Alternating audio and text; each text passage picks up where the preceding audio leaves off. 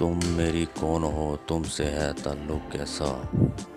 آپ دوستوں سے گزارش ہے، اگر آپ چینل پر پہلی بار آئے ہیں تو سبسکرائب کریں اور بیل کا بٹن دبائیں تاکہ ہر نئی ویڈیو کی اطلاع آپ تک پہنچ سکے۔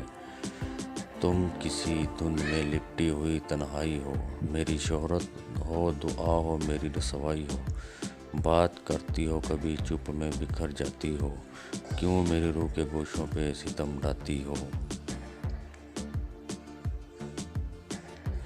تم میری کون ہو، تم سے ہے تعلق کیسا؟